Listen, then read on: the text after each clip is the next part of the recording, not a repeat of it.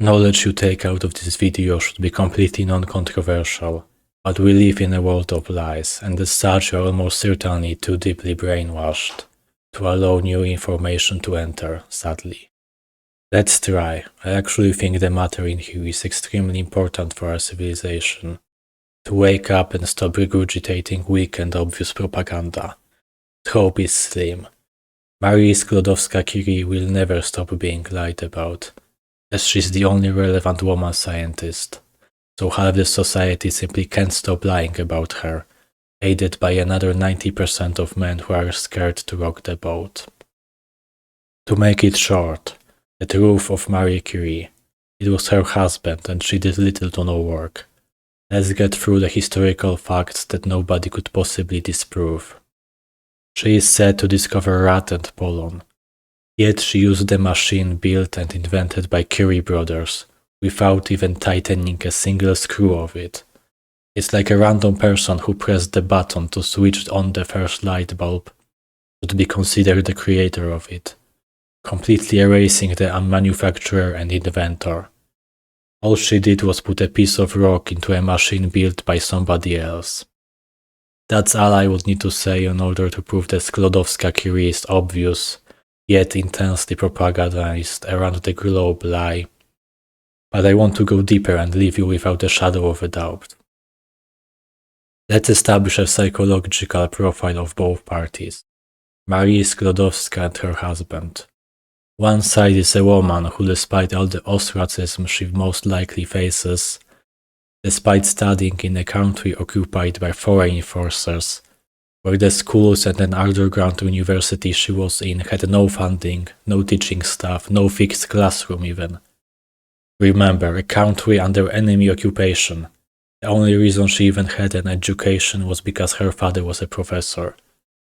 Went through with her sheer will and studied the subject of physics.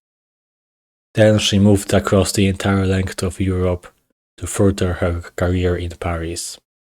She is obviously a dominant woman, true go-getter, ambitious and determined, badass who isn't afraid of anything. Now consider her spouse, French frog-eating nerd who before Marie came never saw a woman at his university at all, and for sure not around his laboratories. Almost a decade older, in perceived position of authority over her, but in reality a groveling dog. Pierre Curie proposed second time after getting rejected. If that's not some desperate cack shit, I don't know what is. To get on your knee and beg for marriage the second time after being rejected once. I honestly didn't even think it was an option. To kneel until a woman agreed to marry you out of pity. Men don't. You know the way your girlfriend offers to play a game with you. But she's literally dogshit, can't aim, can't press buttons. Inwardly you wonder if she's crippled or retarded. By outwardly you smile, praise and encourage her because it's such a rarity to get a gamer girl. Well, the work of Marie Sklodowska probably reflected your girlfriend one-on-one in that scenario. Walk in, touch instruments made by the Curie brothers, show some interest in what they do. The suckers were elated. Wow, a woman shows interest in my hobby, in my thing. What a unicorn, hurry up and buy her a wedding ring. Every gamer wants a gamer girl, every nerd wants a nerd girl. Basic human relations.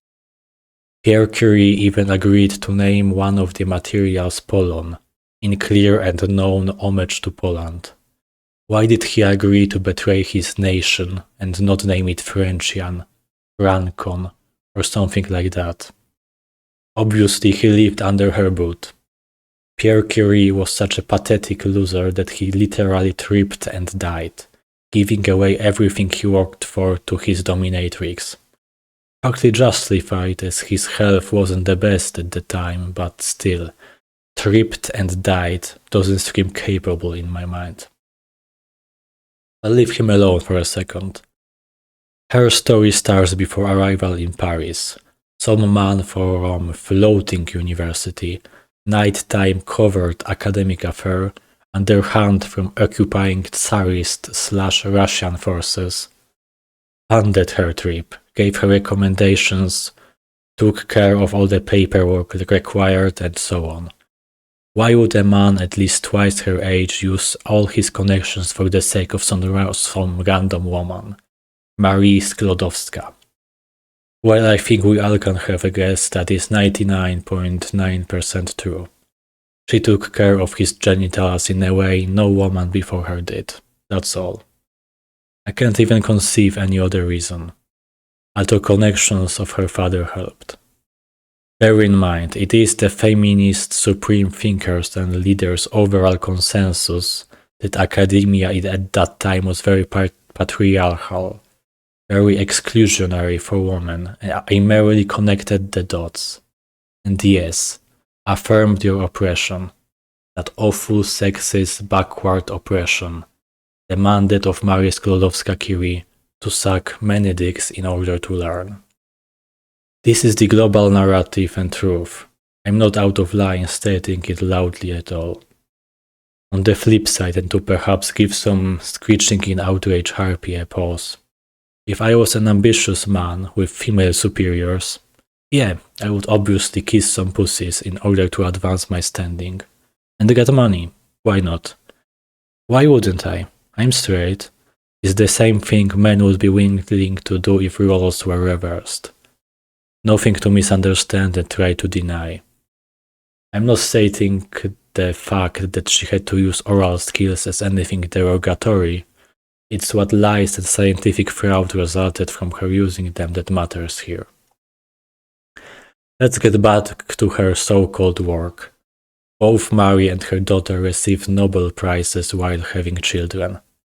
Despite the practice of nannies widespread in welfare cycles, pregnancy and taking care of them ought to take from the scientific research the Curie women actually did, and their husbands, as is common in new fathers, most likely acted in work like they took stimulants or doping, to make money and leave the house with a crying toddler for more hours, crushing that over time.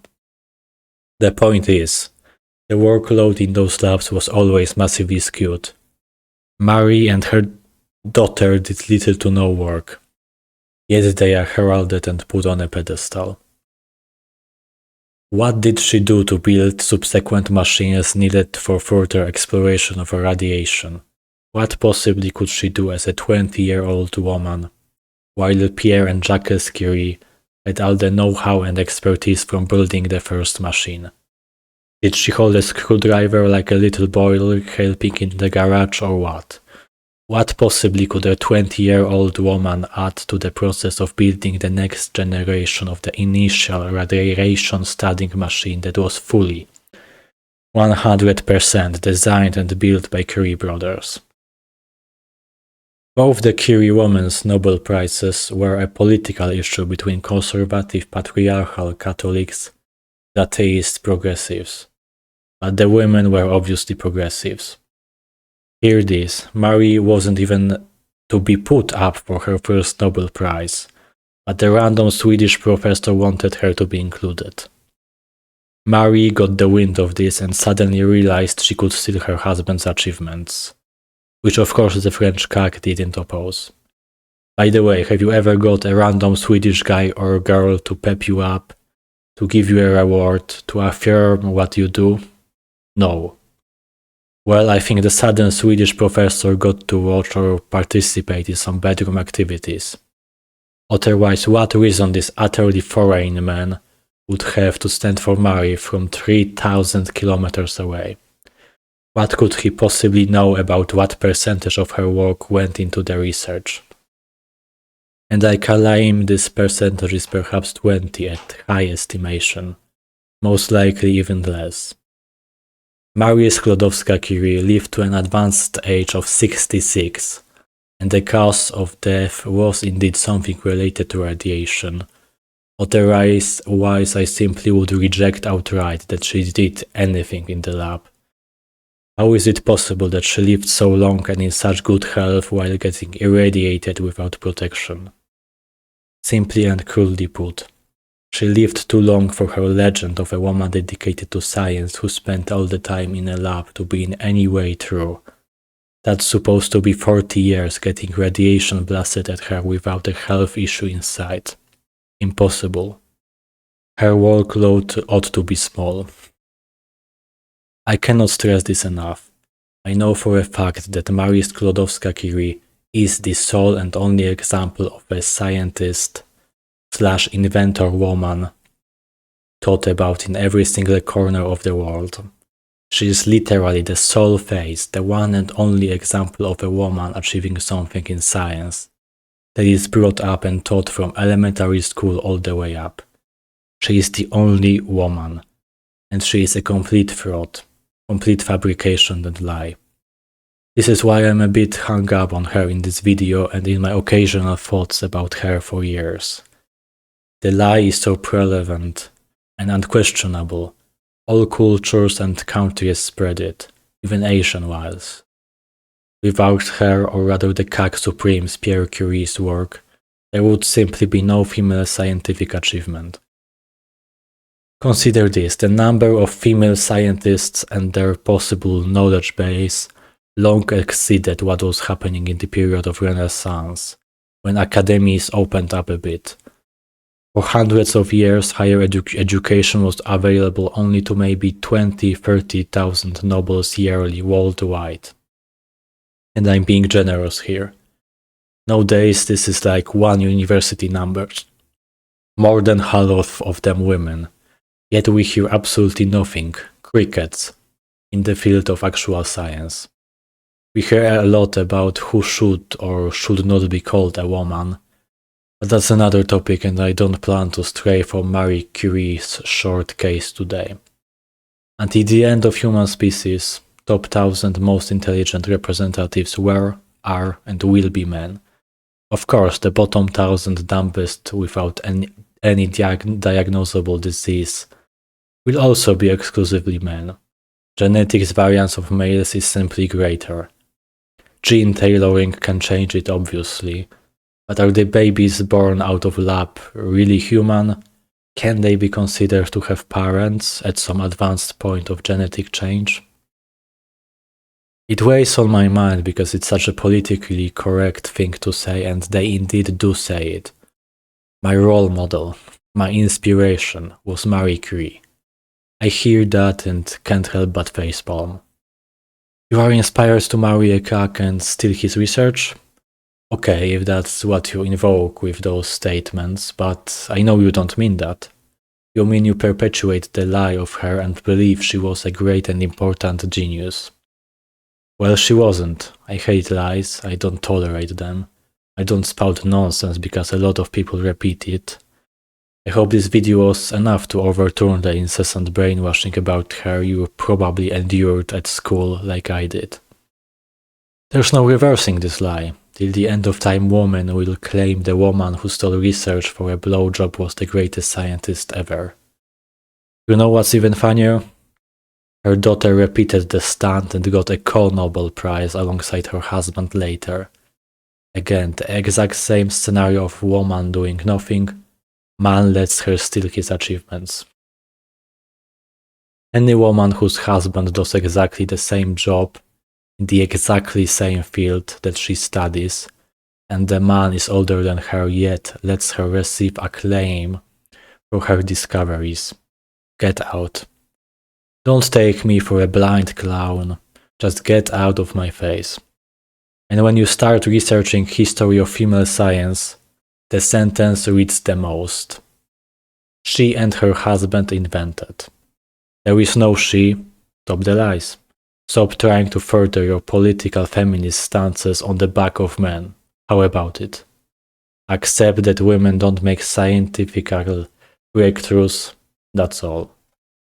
Sklodowska had no other achievements at all after Pierre died, besides a compilation of previous experiences and cushy job as a professor. Did she suddenly switch off her brain with Pierre's body resting in the coffin? My research on the topic was brief and consisted of basically using Google to find biographies of supposed female inventors and patent holders during a weekend for a couple hours. Perhaps a deeper study can be done by someone more driven to such things. I'm kind of too insignificant for the message, no matter how right, to spread on its own. I would love this to become the next data point in the long list of manosphere facts and statistics. Women's studies contribute nothing to society and the advancement of science. The only two, quote, respectable female thinkers dabble in feminism, which is just repeating men are bad, women are goddesses, ad nauseum. For now almost 100 years, almost a century, and we can't get a single truly great woman with a vision and drive to spread her scientific breakthrough, except the wisdom of men are bad. In the cases that I looked through, where women supposedly build something, their husband, who has the exact same degree and education in the topic, and is naturally more inclined to build things as a man, gets entirely omitted. In the same pattern of behavior as Pierre Curie, Marie Sklodowska dynamic. Is it supposed to be just a coincidence that all these men are never spoken about to the degree of their obvious contribution, and women scientists are glorified, deified even? Am I supposed to believe that these men, often 10 years older than women, their professors, did nothing to warrant more than a passing word of inclusion in the discovery? Am I supposed to believe these 20-year-old women magically got a divine inspiration shortly after marrying those 30-old men?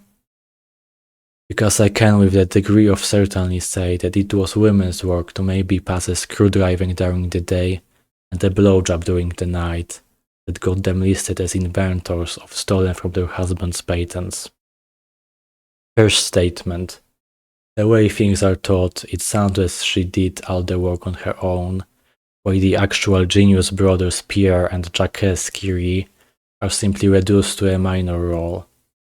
Reality is reversed by the education system and society at large, and I'm supposed to trust it? Second statement. Marie Sklodowska-Curie will never stop being lied about, as she's the only relevant woman scientist, so half the society simply can't stop lying about her, aided by another 90% of men who are scared to rock the boat. Third statement. My claim isn't that she was dull. On the contrary, she was very intelligent and life-savvy. But that's not the justification for the entire population of Earth to condone a fraud because it came from a woman.